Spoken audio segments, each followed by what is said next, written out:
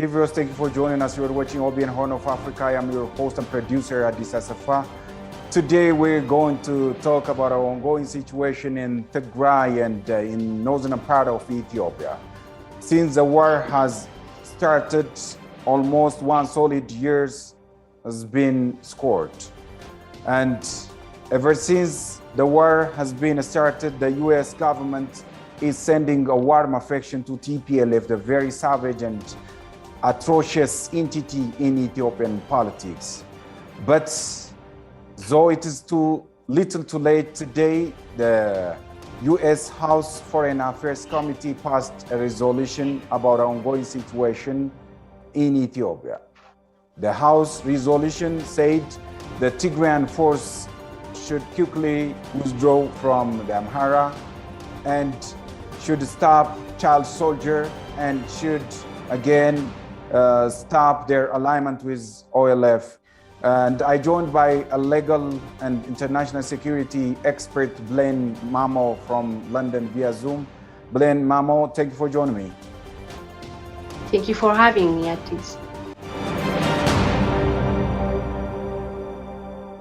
How do you put and comprehend the one-year-long conflict between the Tigrayan forces and the Ethiopian federal government? The war or the conflict in Tigray, as you all remember, was instigated by the TPLF attack on the Ethiopian National Army Northern Command, and then the government forces unprecedentedly defeated TPLF in 3 weeks' time, and then establish a transitional government in Tigray. So that transitional government has served the region for almost 8-9 months, but still TPLF managed to restructure itself, to reorganize itself, and then while the government decide to proclaim a unilateral ceasefire, hoping that the farmers would have the peaceful environment to harvest their products and feed their people, TPLF advanced to Amhara and Afar regions, causing more atrocities and violence. So, and through all this time, we have seen the international community still criticizing the federal government and standing by or supporting or providing moral and political and propaganda support to the terrorist group. The TPLF, with its all heinous and atrocious act, still it is receiving huge support and blessing from the superpowers such as the US. Why?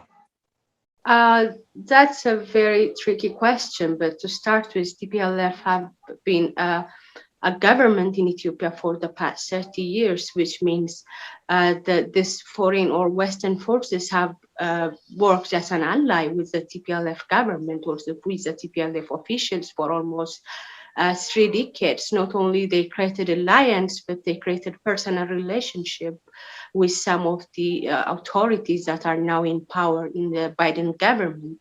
And beyond that, TPLF has also installed its operatives in different Western institutions, including government offices, and all this extensive network is now serving for all the deaf ear. We are watching the Western officials giving to all the atrocities committed by the TPLF. And beyond that, the West has its own national interest to consider in providing unconditional support to the TPLF and criticizing the Abiy Ahmed's administration.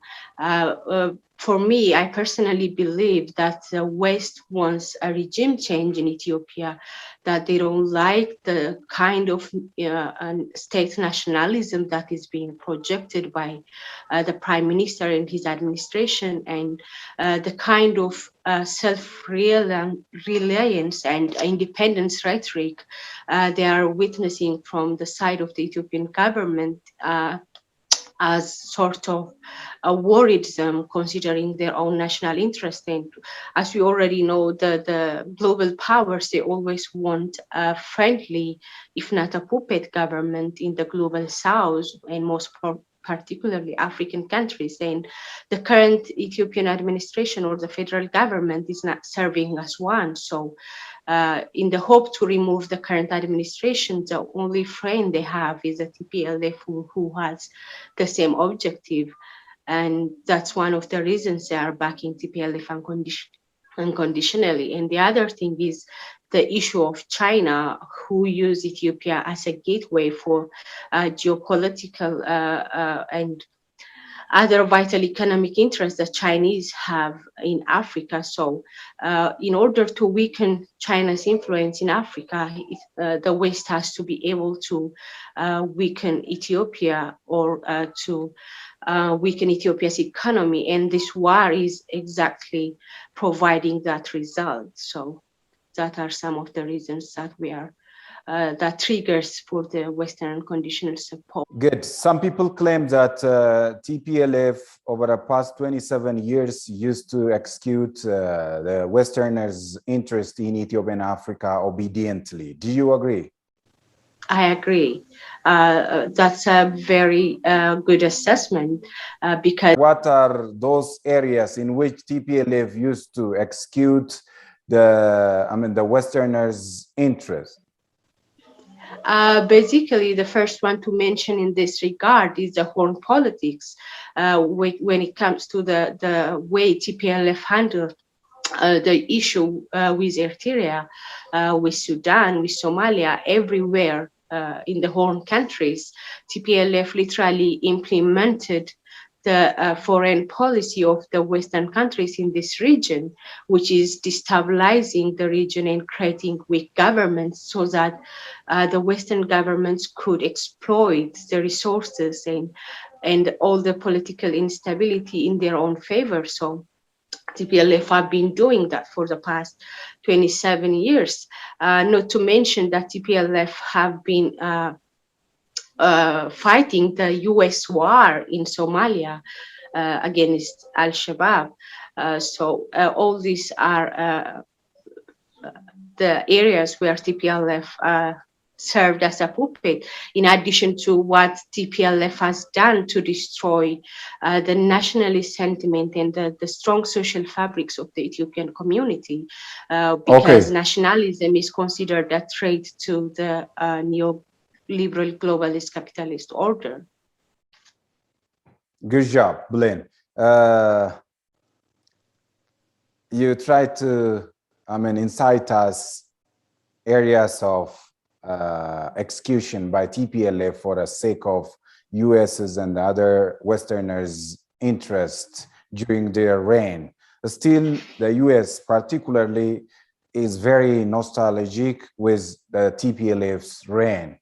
Is there any room in which TPLF get a chance to come back to the central or to the federal government and took power from the incumbent administration and execute the US and other Westerners' interest again?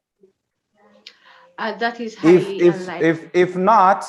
If not, why the US is so obsessed for completely worn out entity if they don't have any chance to come back to the central government?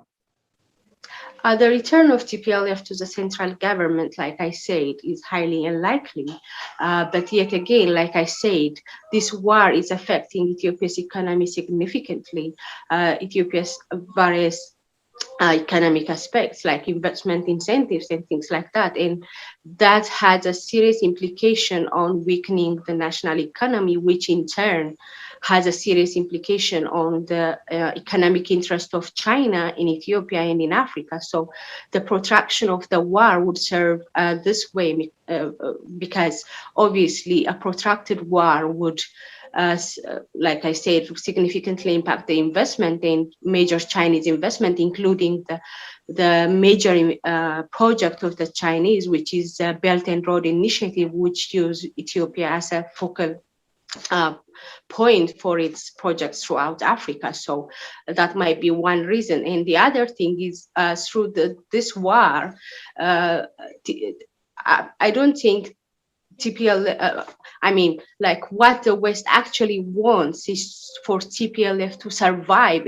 even if they do not manage to come to the central power, because the survival of TPLF means the survival of other radical ethno-nationalists, which are considered a threat to the stabilization and further prosperity of Ethiopia as a nation. So even if TPLF won't manage to come to central power, the survival of TPLF would embolden other ethno-nationalist political factions, and the West would likely use those factions to establish a transitional government if they succeed in overthrowing the current administration. Okay, arguably, there are some claims about the involvement of Egypt, Sudan, and the US in backing TPLF. It's a presumption as a journalist, and there are other people who just assert such claim. Do you agree? Is there any proxy war that is designated by Egypt, Sudan, and US in backing TPLF, though TPLF is practically and physically involved in the conflict, in the war? Are those countries and organizations like UN, European Union, Sudan, Egypt, US as a country involved in this act, do you think?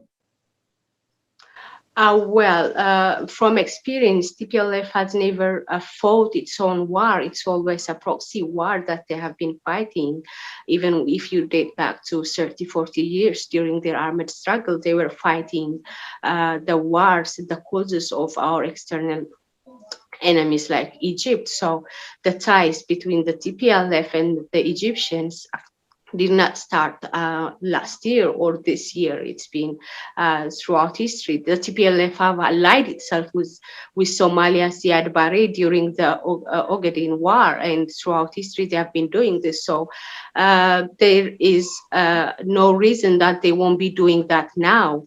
If you remember, the TPLF spokesperson, Getachew Reda, was on Egyptian national television, government media, 2 or 3 times, and he was literally trying to please the Egyptians and trying to assure them that the TPLF would succeed in overthrowing the current administration and thereby securing the interest of the Egyptians regarding GERD in a way that benefits the Egyptians. So given all this, and also all the alleged support they have been receiving from the Sudan military faction, you can say that they are fighting the proxy war for the Egypt and for the Sudan, and also, like I said, for the Western countries who want to weaken China by weakening Ethiopia. So yes, I agree. I say they are fighting a proxy war.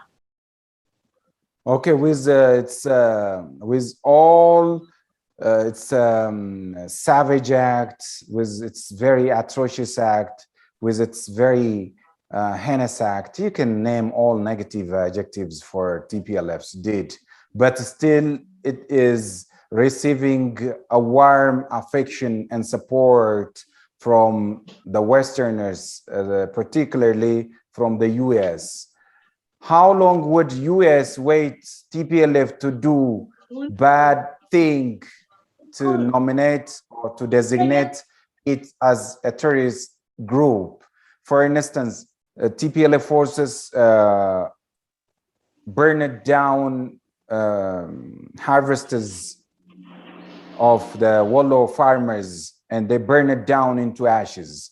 It's a really savage and extreme way of ignorance.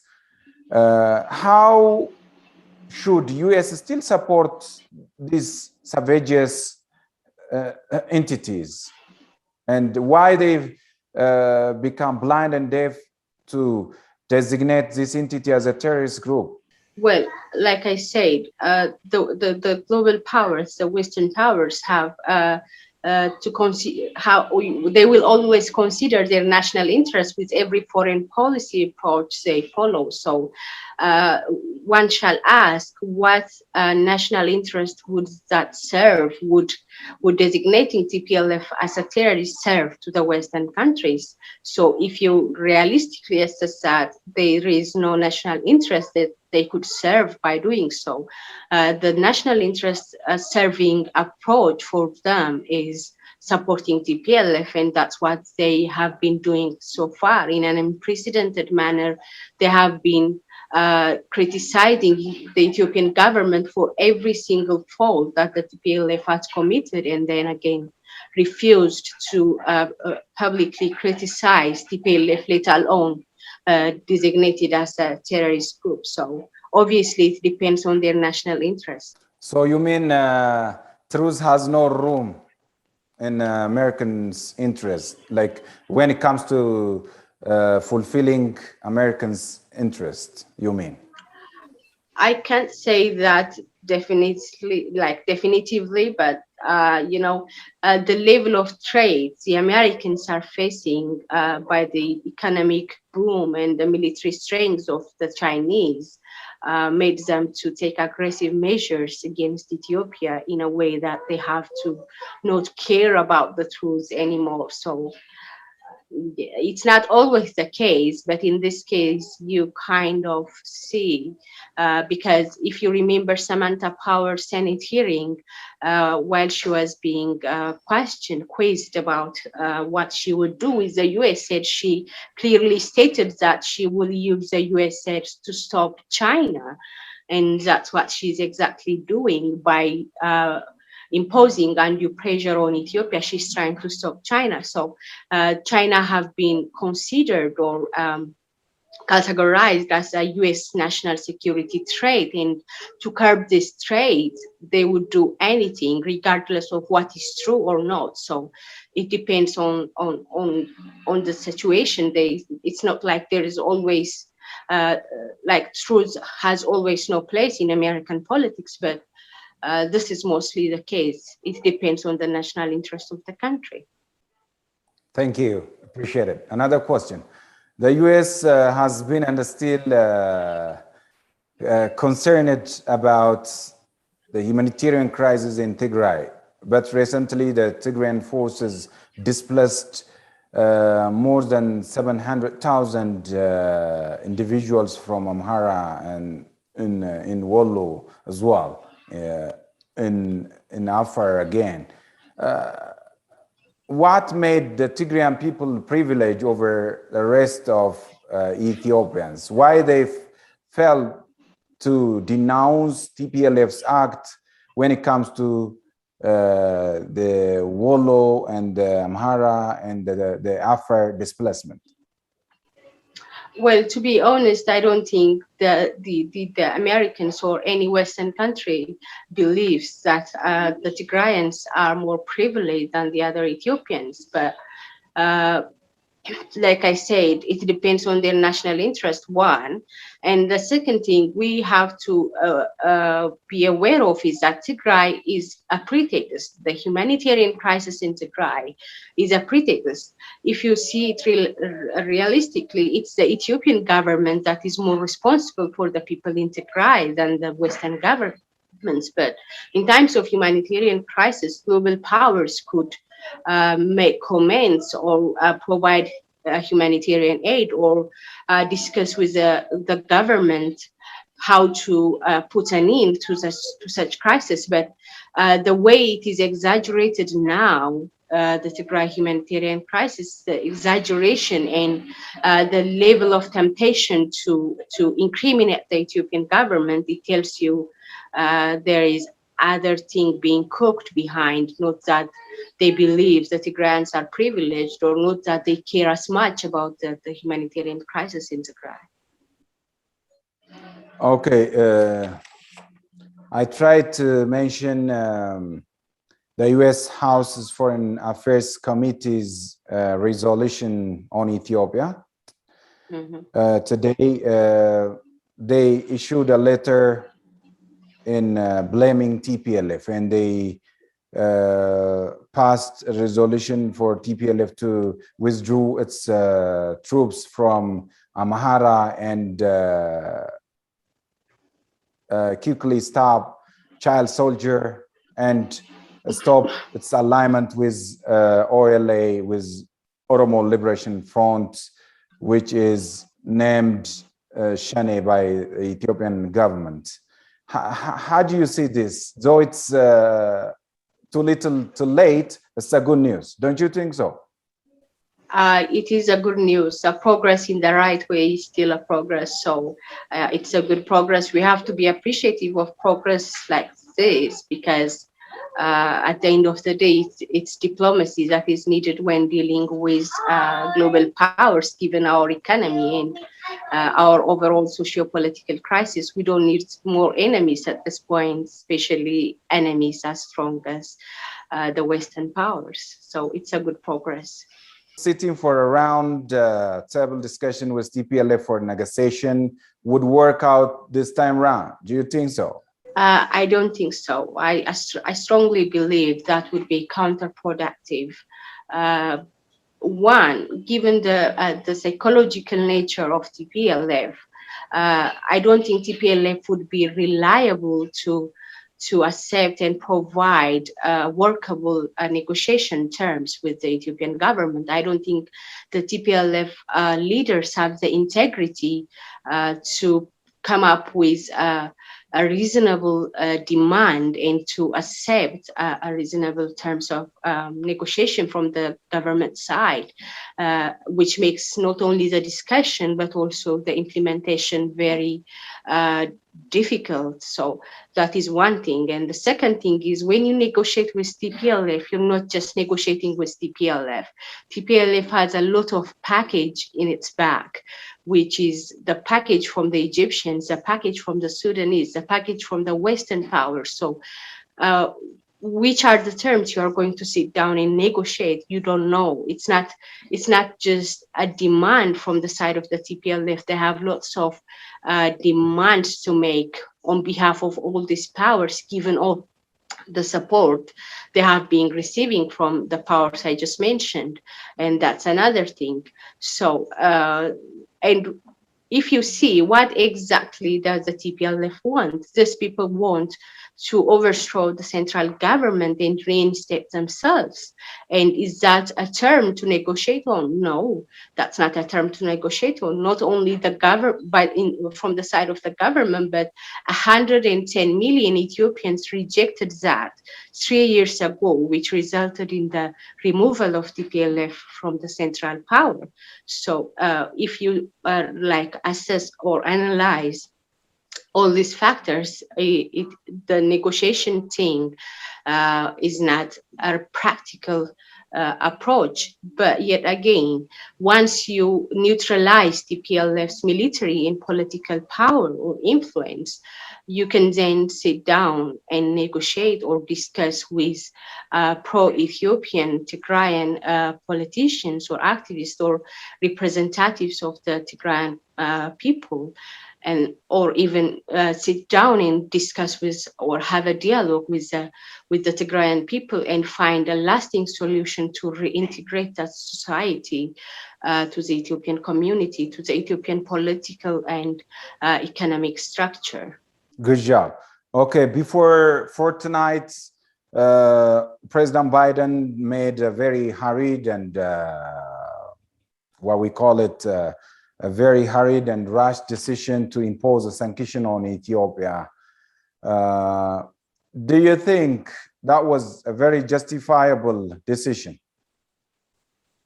No, obviously not, because TPLF has been in power for 30 years, committing all the worst crimes against humanity, be it terrorism, torture, severe human rights violation, and so many other things. But never have we seen the American government imposing any sort of sanction against the TPLF, despite the repeated call from the Ethiopian diaspora community to do so. So now that the Ethiopian government has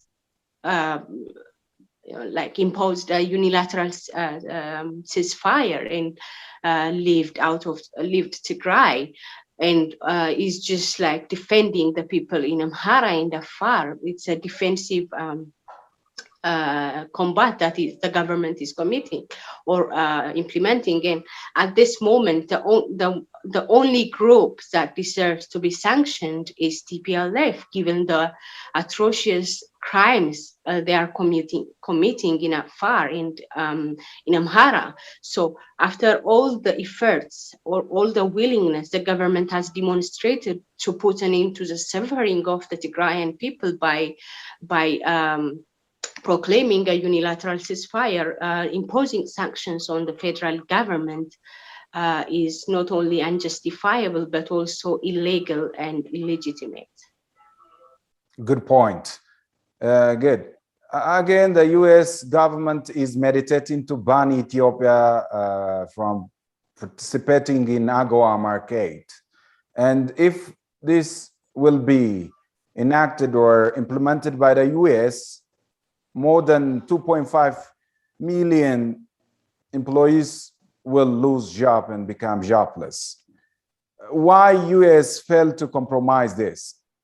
The AGOA, the United States believe that the Chinese have benefited much from the AGOA because it's mostly the Chinese investment that is producing in Ethiopia and exporting items to China. So they think that the Chinese are benefiting out of this, not only in Ethiopia, but there are rumors that the United States is going to halt the AGOA program all in all after 2025. That's generally to weaken China or to halt Chinese benefit from this AGOA in Africa. So it's not like it's only going to be implemented on Ethiopia, even if they use the humanitarian crisis in Tigray as a pretext to remove Ethiopia. It's going to probably end by 2025, or they are trying to renegotiate with African countries about restating AGOA after 2025, which would probably have cutting ties with China as a precondition if that happens. Okay, Blen, finally, do you have anything to say, and do you have anything that you want to urge to the federal government of Ethiopia and to the US government, and for those who understood the situation in Ethiopia wrongly, and what would you like to forward as a remark? When you have a legitimate government in place, if you have, even if you have a varied national interest in that country or in that region, you have to find a way to work with the legitimate government. And I urge all the Western governments to try to find a way to work with the legitimately elected and mandated federal government of Ethiopia instead of pushing the government to the extreme. I urge the Western powers to do that. For the federal government, the only way out of this is ending the conflict, but before ending the conflict, the federal government has to manage to have the military upper hand over TPLF, which is by taking actions, but not only taking actions, by taking actions timely and efficiently before the global political influence mounts to the level that the government could not sustain. So I think the government has to be not only efficient, but also very effective in terms of timing when it takes actions to annihilate the TPLF terrorist forces from Tigray, Amhara, and Afar. Blen Mamo, a legal and international security expert, thank you for your valuable insights that you vowed by appearing on OBN Horn of Africa. Thank you for having me at this. Thank you very much. Dear viewers, this brings to the end of our edition for today. Bye-bye. See you next time with another edition. Have a good one.